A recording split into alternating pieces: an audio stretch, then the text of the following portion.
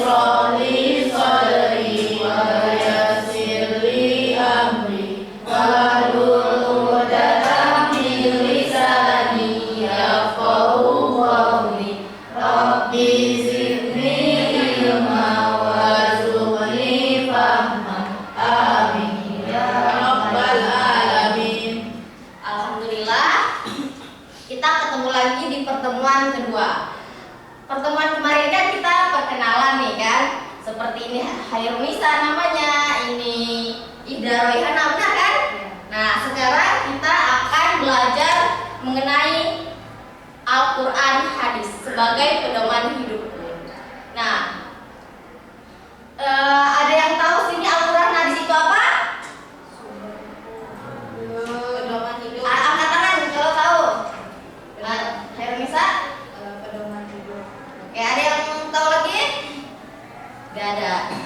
Baiklah, di sini Al-Quran hadis merupakan sumber ajaran umat manusia atau sebagai pedoman utama bagi umat manusia yang merupakan sebuah kitab yang diwahyukan oleh Allah Subhanahu wa Ta'ala kepada siapa?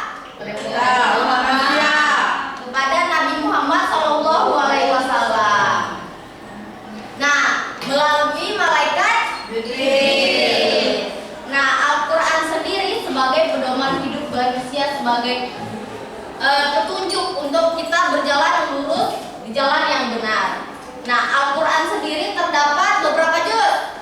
30. Nah, Al-Quran sendiri terdapat 30 juz dan 114 dan diturunkan secara mutawatir atau berturut-turut. Nah, kemudian surah yang diawali dengan surah Al-Fatihah dan diakhiri dengan surah Nah, benar anak-anak. Nah, surah Al-Fatihah diawali dengan surah Al-Fatihah dan surah An-Nas ini, surah ini termasuk dengan surah Al-Makkiyah atau surat yang diturunkan di kota Makkah. Benar sekali. Kemudian ada fungsi Al-Quran. Yang pertama itu sebagai pedoman hidup manusia. Benar, sebagai pedoman hidup umat manusia. Sebelum lanjut, anak-anak harus menulis apa yang ibu jelaskan. Ibu beri waktu 1 menit untuk mengambil buku dan pulpen. Sudah selesai? Iya.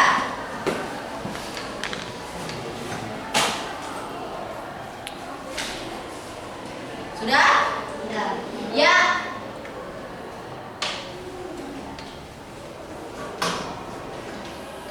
Fungsi Al-Quran. Yang pertama, sebagai pedoman hidup bagi umat manusia. Yang kedua, sebagai penyampai informasi.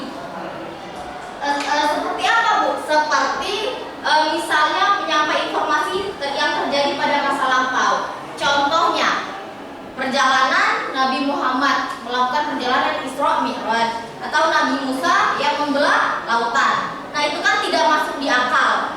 Itu atau tidak, kita tidak akan mengetahui kalau tidak ada dijelaskan di dalam Al-Quran.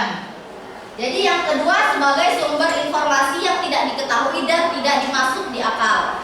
Itu kan kayak Isra Mi'raj, perjalanan Nabi Muhammad ke 7 langit di atas itu tidak masuk di akal kan. Yang ketiga, sebagai petunjuk agar kita berjalan di jalan yang lurus.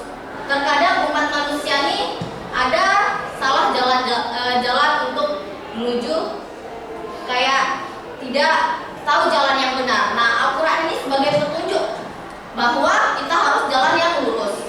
Yang keempat, sebagai penyempurna Al-Quran, sebagai penyempurna kitab-kitab sebelumnya. Ada berapa kitab? Kitab anak-anak?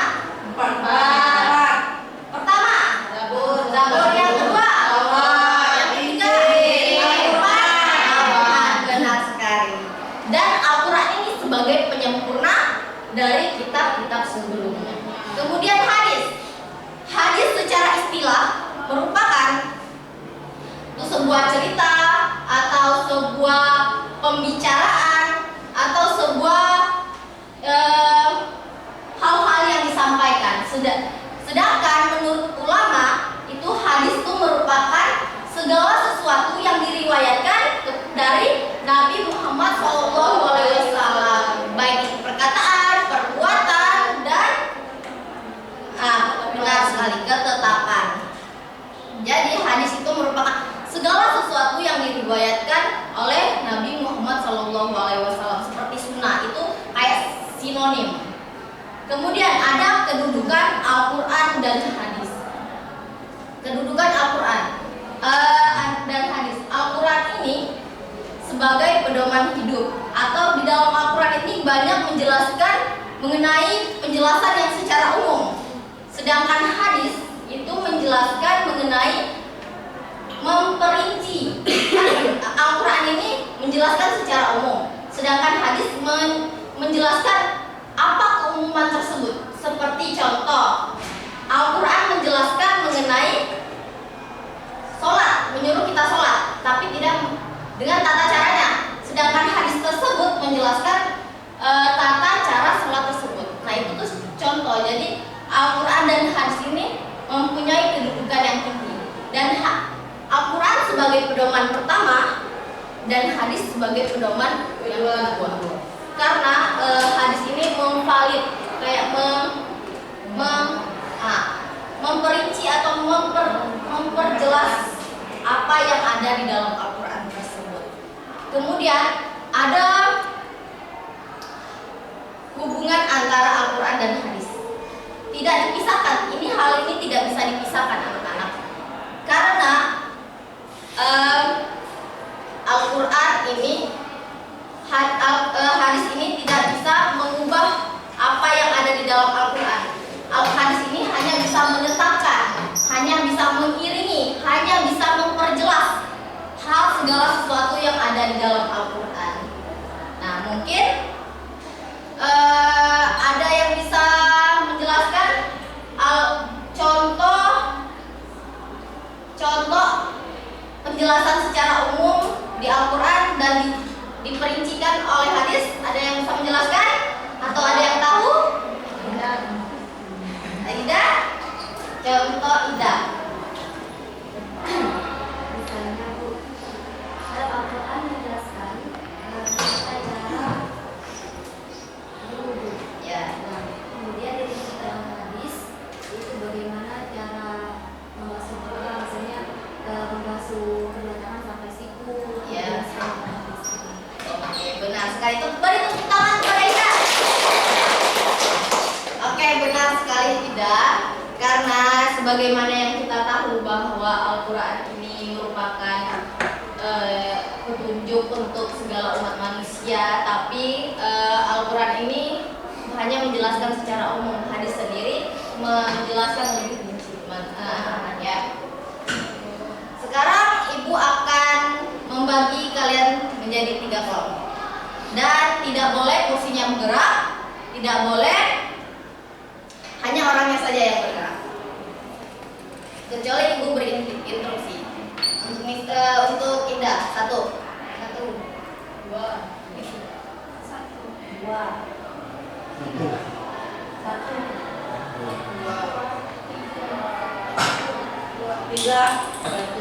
Oke.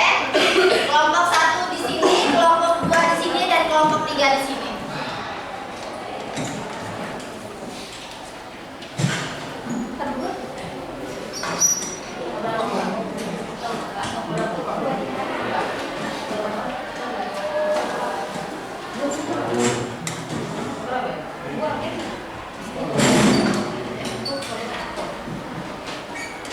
Oke, untuk itu udah Bu.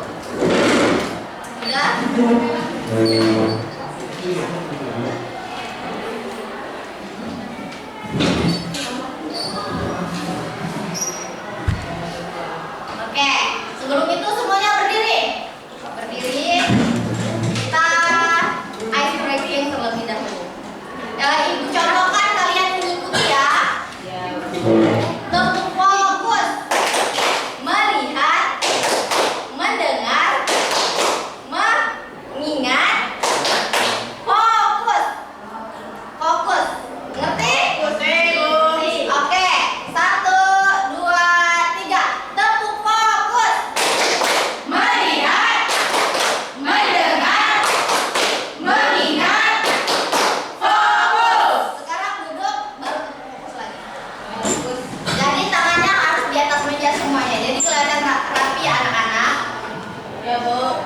Tepuk fokus. Melihat, mendengar, mengingat, fokus. Saya Ibu ulangi karena kalian tidak fokus. Tepuk fokus. Melihat, mendengar, mengingat, fokus. Oke, baik. Ibu akan membagi kalian menjadi 3 kelompok. Ini seperti cerdas cermat. Kelompok 1, kelompok 2, kelompok 3.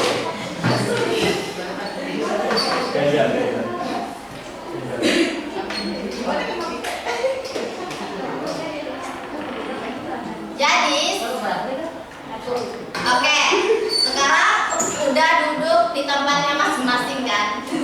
Sekarang bentuk lingkaran, bentuk saling berhadapan.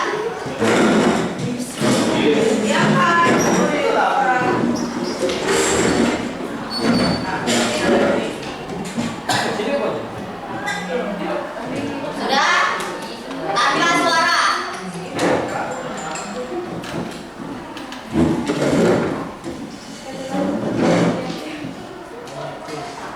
Tanpa suara.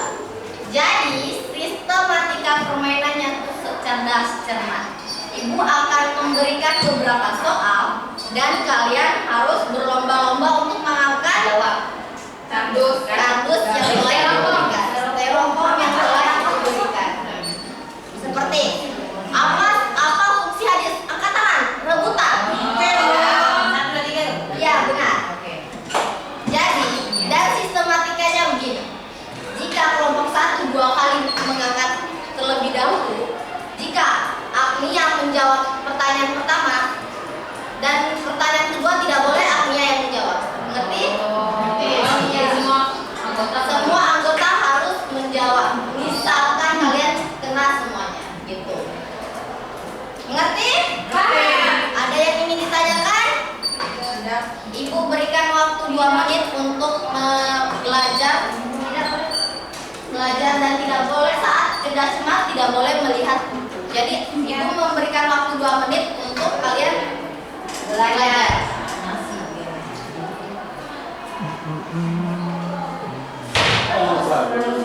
Maaf ya anak-anak.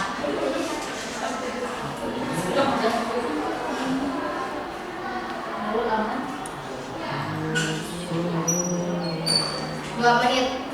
10.34 sudah selesai.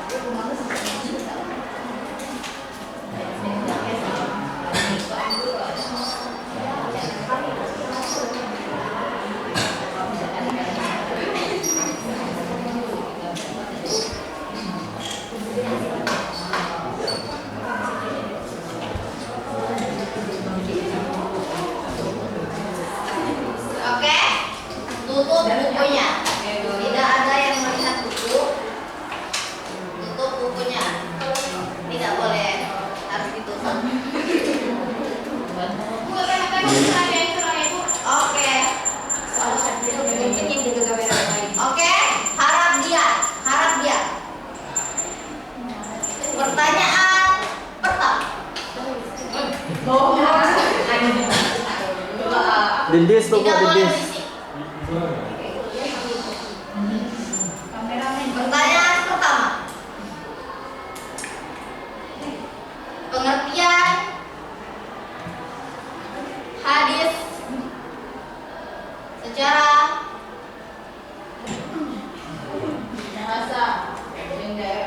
istilah menurut ulama. Ibu ini. Bingo. Ibu melihat. Kelompok 3. Hadis menurut istilah adalah sumber cerita atau penyampaian. Bahwa hadis itu artinya hadis yang diriwayatkan kepada Nabi Muhammad secara mutawatir dan berturut-turut dan disampaikan kepada manusia. Oke, beri tepuk tangan pada Jadi kelompok 3 benar, tapi tidak ada menurut istilah yang perkataan atau cerita-cerita itu harus menurut ulama. Tapi kalian sudah benar. Dan kalau saat penyampaian menjawab, tidak boleh ada di sekitarnya yang berbicara.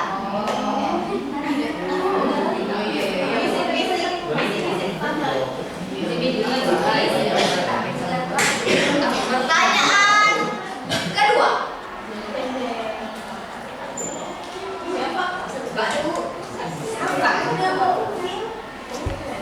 Sebutkan fungsi Al-Quran.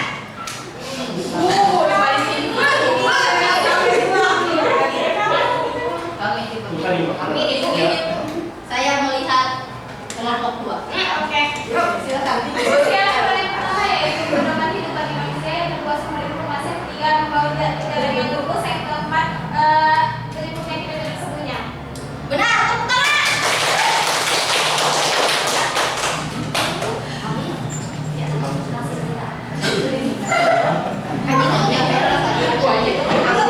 Ibu melihat, ibu tidak melihat kalian, tapi respon ibu melihat bahwa siapa yang kalau tidak melihat. Ya, ibu insting. Benar sekali. Yang ketiga, masih ada 3 pertanyaan.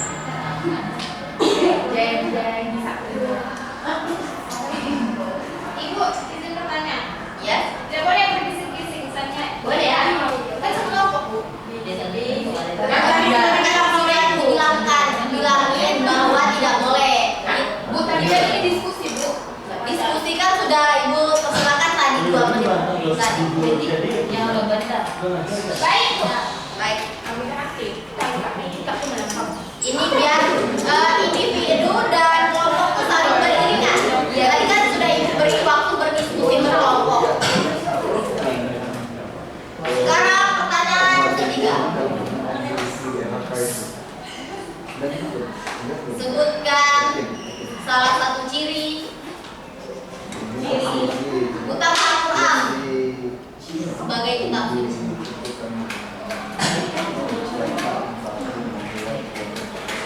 Nah, kelompok 1 tadi menjawab. Tadi ibu sudah menjelaskan, walaupun tidak menjelaskan cirinya bahwa ada di salah satu kalimat ibu menjelaskan. Al-Quran surahnya. Oh, surahnya. kamu tahu nih. Ciri-ciri Al-Quran kan? Bukan, ciri surahnya. Ciri surah yang ada dalam Al-Quran. Oh, ini jadi surah yang ada dalam Al-Quran. Ada Al-Quran yang diturunkan di kota Makkiyah dan ada surah yang diturun di kota Madaniyah. Nah, kemudian surah Al-Quran itu terdiri dari 115 surah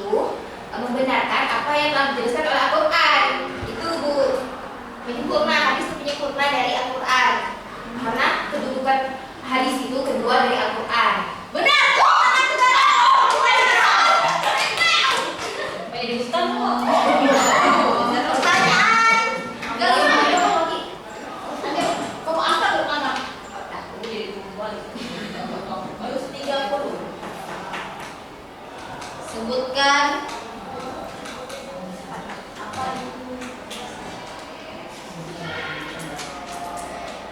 salah satu contoh.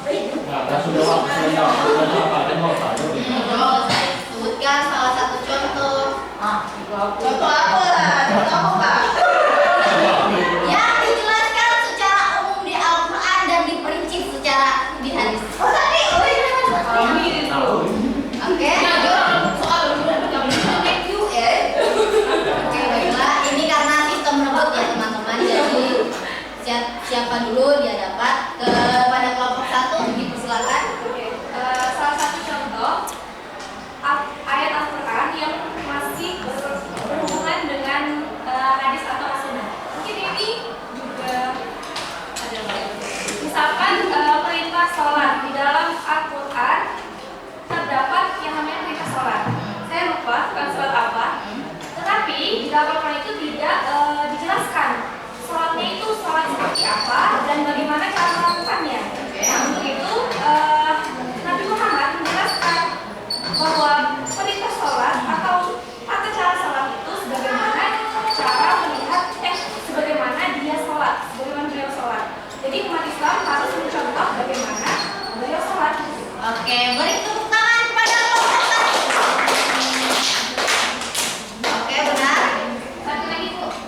Ya, kenapa Miss Moni tahu bahwa ada soal bonus? Di sini saya akan berikan kalian soal bonus. Ini siapa semuanya boleh menjawab, tapi saya menilai bagi yang mendekati penyempurnaan. Jadi dapat yang tunjuk Bu. Tidak boleh. Oke. Terserah. Ya, dapat ganti bagian jawab. Oke, baiklah. Pertanyaan bonus. Bentar ya, Kak.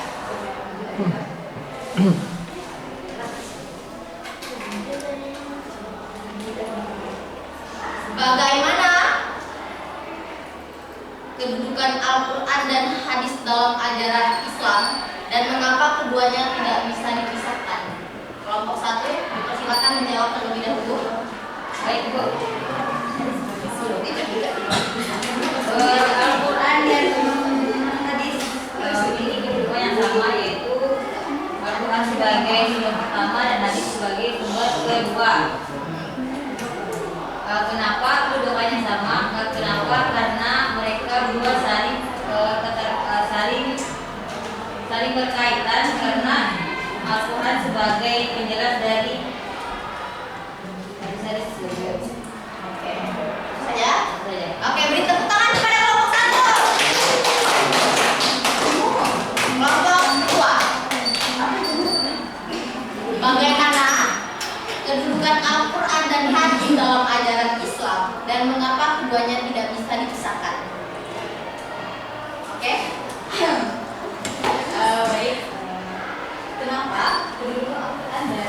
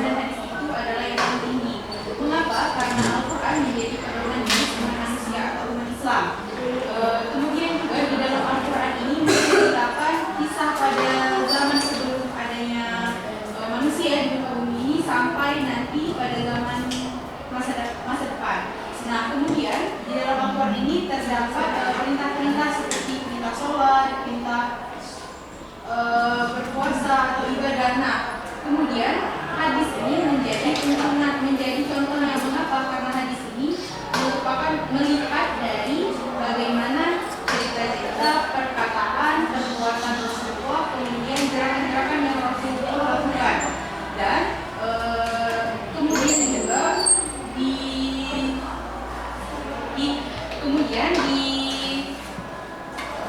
para ulama itu menarik dari perkataan-perkataan, cerita-cerita dan juga perbuatan para Rasulullah dan dicantumkan. Makanya sekarang ini tuntunan kita itu kepada Al-Quran dan hadis. Kemudian balik seperti cara kita sholat. Nah, di Al-Quran perintah mengerjakan sholat, tapi kita tidak tahu bagaimana cara sholat itu. Kemudian hadis itu keluar dari Rasulullah, melihat gerakan-gerakan Rasulullah sholat. Misalkan mengangkat tangan takbiratul ihram, kemudian bagaimana sujudnya, rukuknya. Nah, seperti itu. Kemudian Mengapa tidak boleh dipisahkan? Nah, mengapa tidak boleh dipisahkan? Karena keduanya mempunyai keterkaitan yang kuat. Jika Al-Quran menjadi tombak utama, maka hadis sebagai pendukungnya untuk menyempurnakan. Mungkin itu saja penjelasan dari kami. Oke, beri tepuk tangan kepada kelompok 3. Oke, Ibu bisa melihat bahwa kalian tuh bisa menyerap materi yang sudah Ibu sampaikan dengan baik, dengan benar, dan semuanya tuh hampir sempurna. Tetapi ada yang Ibu bisa mengurutkan bahwa ada yang lebih baik, ada yang baik, dan ada yang cukup baik, tidak kurang. Oke, baiklah. Tadi di kelompok 1 siapa yang tidak menjelaskan, tidak berbicara? Ibu harap setiap kelompok itu berbicara ke depan, membawa teks, menjelaskan materi yang sudah Ibu jelaskan dari awal hingga akhir. Kepada kelompok siapa yang ingin maju terlebih dahulu? Iya. Kami. Kelompok 3.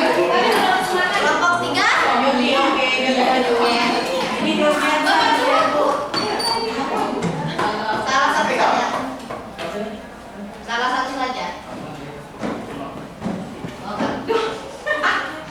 Semuanya saya pakai dari kelompok 3. Ini menyampaikan hasil dari pembahasan dari Ibu tadi. Maksudnya itu menjelaskan terkait dari fungsi Al-Quran, dari fungsi Al-Quran itu ada 4. Pertama adalah sebagai pedoman hidup, penyebaran informasi, sebagai pedoman jalan yang lurus, dan sebagai hubungan dengan kitab yang sebelumnya.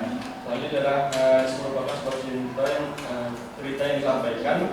Juga berasal ulama itu satu yang disampaikan oleh Nabi.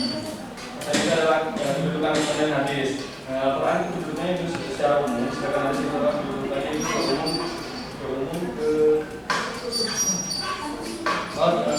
dan terkhusus. Oke, beri tepuk tangan kepada Jordiansyah. Siapa lagi yang kepada dia? Oke, kepada Rabia saya boleh jelaskan. Kalau menjelaskan secara singkat tentang Al-Quran dan hadis, kan Al-Quran ini yaitu menjelaskan secara umum, sedangkan hadis ini memperjelas atau menegaskan isi dari Al-Quran tersebut. Nah, adapun fungsi dari Al-Quran ini yaitu sebagai pedoman umat manusia, kemudian sebagai penyampai informasi pada masa lampau tentang sejarah Nabi, kemudian petunjuk agar umat manusia dapat berjalan menuju jalan yang lurus, tidak menyimpang karena ada aturannya, kemudian sebagai penyempurna kitab-kitab sebelumnya, yaitu sebelum Al-Quran. Nah, kemudian adapun hadis, yaitu sebuah cerita, sebuah hal-hal yang disampaikan maupun perkataan, perbuatan, dan ketetapan yang diriwayatkan oleh Nabi. Oke, baik, beri tepuk tangan kepada Rabia. Oke, penampilan terakhir akan disampaikan kepada kelompok 1, dipersilakan. Baiklah, di sini saya akan menyampaikan materi yang sudah dijelaskan Ibu secara singkat persingkat-singkatnya. Ya. Yang pertama yaitu Al-Quran, pedoman bagi umat Islam yang diturunkan kepada Nabi Muhammad SAW melalui perintah malaikat Jibril. Fungsi Al-Quran yang pertama, pedoman hidup. Yang kedua, menjadi sumber informasi atau kisah-kisah Nabi terdahulu. Yang ketiga, yaitu sebagai petunjuk bagi manusia ke jalan yang lurus. Yang keempat, menyempurnakan kitab-kitab sebelumnya. Yang kedua yaitu hadis. Hadis adalah segala sesuatu yang diturunkan kepada Nabi Muhammad SAW. Al-Quran atau hadis memiliki keterkaitan hadis menjadi penjelasan dalil-dalil yang ada di dalam Al-Quran. Oke, beri tepuk tangan. Selanjutnya Ibu persilakan untuk kembali ke tempat duduk semula, karena kita akan mengakhiri pembelajaran pada hari ini.